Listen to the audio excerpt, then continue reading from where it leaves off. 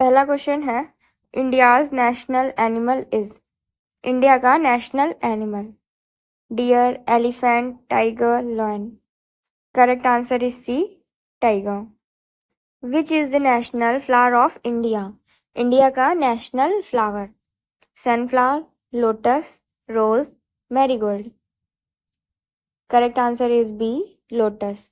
Lotus is the national flower of India. Next, national bird of India is. India की national bird, cuckoo, swan, peacock, pigeon. Correct answer is C, peacock. The total number of spokes in the national flag of India is. India के national flag में total number of spokes कितनी है? 20, 24, 26 या फिर 30? Correct answer is B, 24. Indian Parliament has the power to create a new state under which of the following constitutional provision? Indian parliament के पास ये power है कि वो नया स्टेट क्रिएट कर सकती है। तो कॉन्स्टिट्यूशन के किस आर्टिकल के अंडर ऐसा हो सकता है? आर्टिकल 1, आर्टिकल 2, आर्टिकल 3, आर्टिकल 4 या फिर article 5? Correct answer is article 3. Article 3 of the Indian Constitution empowers the Parliament to form a new state by separation of territory from any state or by uniting two or more states or parts of the state. Indian Parliament, under the constitutional provisions of Article 2, has the power to admission or establish a new state.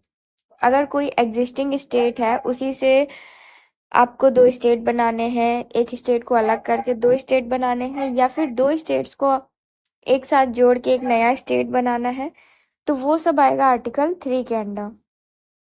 अगर कोई नया state या फिर कोई नई territory ही अपनी country में admit करनी है, वहां पे यूज करते हैं article 2 of the Indian constitution.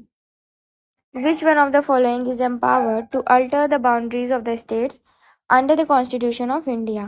किसके पास ये पावर होती है बाउंड्रीज को अल्टर करने की? पार्लियामेंट, लोकसभा, प्रेसिडेंट या फिर supreme court? Correct answer is A, parliament. Who among the following has the executive power to admit a state in the union or establish new state? इनमें से किसके पास एग्जीक्यूटिव पावर है to admit a state in the union या फिर एक नया state establish करने की? Parliament, Lok Sabha, political party, central government? Correct answer is A, parliament के पास ये पावर है. With reference to the federal system in India, which of the statements are correct? India में फेडरल सिस्टम प्रिवेल करता है. Federal system के regarding इनमें से कौन सा स्टेटमेंट जो है वो करेक्ट है? पहला स्टेटमेंट है, states have no right to secede from the union under the constitution of India. Just advocacy of secession will have the protection of freedom of expression. Select the correct answer from the quotes given below. Only one, only two, both 1 and 2, neither 1 nor 2. UPPCS Prelims 2019 का question है ये. इसका correct answer होगा only 1. States have no right to secede from the union under the Constitution of India. हमारे constitution के हिसाब से states के पास ये राइट नहीं है कि वो खुद को यूनियन से अलग कर ले, खुद को कंट्री से अलग कर. After independence, in which year were the Indian states reorganised on the linguistic basis? 1947, 1951, 1956, 2000?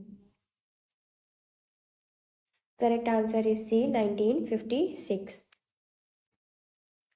In October 1953, Government of India created the first linguistic state known as Andhra Pradesh. Andhra Pradesh को पहला लिंग्विस्टिक स्टेट बनाया गया अक्टूबर 1953 में, जबकि large scale पे reorganisation states का हुआ 1956 में लिंग्विस्टिक बेसिस पे. According to Article 1 of the Indian Constitution, India is. Indian constitution के हिसाब से आर्टिकल 1 में इंडिया क्या है? Group of states, federation of states, confederation of states, the union of states. Correct answer is D, the union of states. According to Article 1 of the Indian Constitution, India, that is Bharat, shall be a union of states. The territory of India shall comprise states, union territories, such other territories as may be acquired. The name and the territories of states has been specified in the first schedule. Article 1 के हिसाब से India that is Bharat union of states है, और India की territory में कौन सी चीज़ें आएंगी? स्टेट्स, यूनियन टेरिटरीज और वो टेरिटरीज जिन्हें फ्यूचर में एक्वायर किया जाएगा या फिर एक्वायर किया गया है. The name and territories of the states has been specified in the first schedule. Constitution के पहले स्केड्यूल में नेम जो है वो दिए हुए हैं स्टेट्स और यूनियन टेरिटरीज के. Next, a bill for the purpose of creating a new state in India must be passed by. नया स्टेट बनाने के लिए जो बिल पास किया जाएगा वो किस मेजॉरिटी से पास होना चाहिए? A simple majority in parliament and ratification by not less than 2/3 of the states. A simple majority in parliament, a 2/3 majority in parliament and ratification by not less than 2/3 of the states. None of the above. Correct answer is B, a simple majority in parliament. नया state create करने के लिए हमें सिर्फ simple majority की जरूरत पड़ती है. नेक्स्ट क्वेश्चन, सेम क्वेश्चन ही है, बस थोड़ा अलग तरीके से पूछा गया है. Creation of new state requires a dash majority for constitutional amendment. Fill in the blanks type से पूछा है. पहला है simple, second option is 2/3, 3/4, 2/3 plus ratification by half of all the states, none of the above, more than one of the above. Correct answer is A, by simple majority. The consent of dash required for alternating its boundaries according to the constitutional provision. The state legislatures under the house, the chief minister is, the state is not. Correct answer is D. हमें किसी भी state की boundaries को change करने के लिए state की permission, state की कंसेंट नहीं चाहिए होती है. The consent of the state is not required for alternating its boundaries according to the constitutional provisions. Union territories in India are administered by. India में यूनियन टेरिटरीज किसके द्वारा administer की जाती हैं? The president, the lieutenant governor, home minister, administrator. Correct answer is A, the president.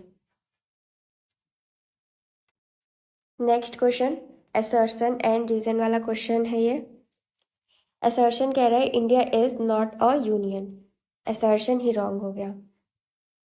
जिसे इतना पता होगा वो ऑप्शन में सीधा चला जाए. Both A and R true, both A and R true, A is true.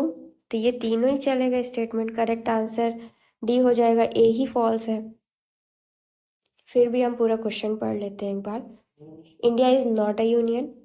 Reason कह रहा है union parliament has the power to alter the area, boundary and name of any state even without its consent. तो reason आपका correct है, पर यहाँ पे क्या होना चाहिए था? India is a union. A is false but R is true. Which of the following is not possible by a law of parliament under Article 3 of the Constitution?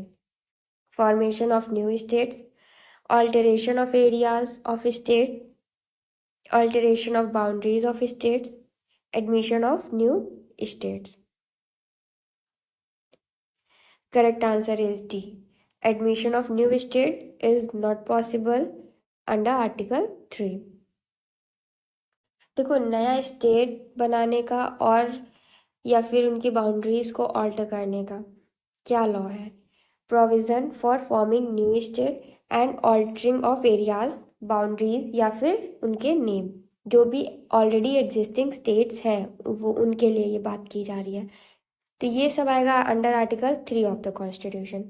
According to this article parliament जो है वो law बना के क्या क्या कर सकती है, form a new state by separation of a territory from any state और बाय यूनाइटिंग टू और more state.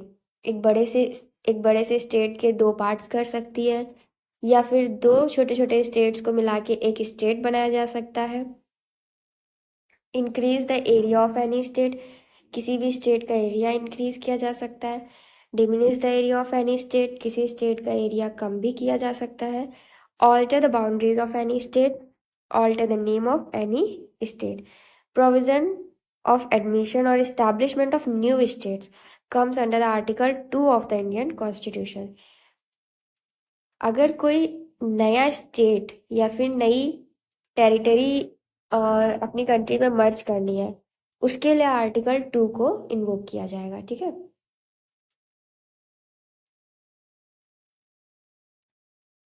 Next question is power to include और admit any state into union of India is given to. किसी भी state को admit करना, include करना union में, ये पावर किसके पास है? President of India, prime minister, parliament या फिर supreme court?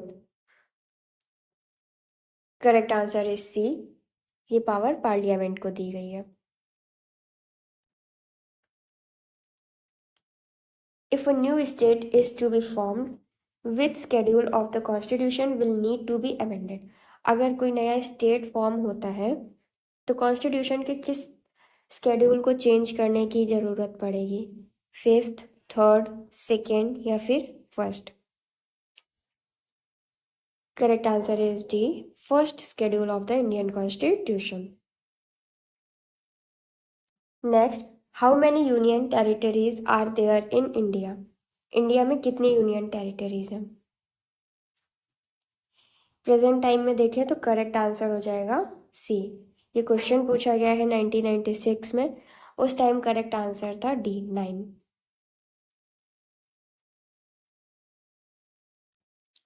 Next, how many states and union territories did the states reorganisation commission create in 1956?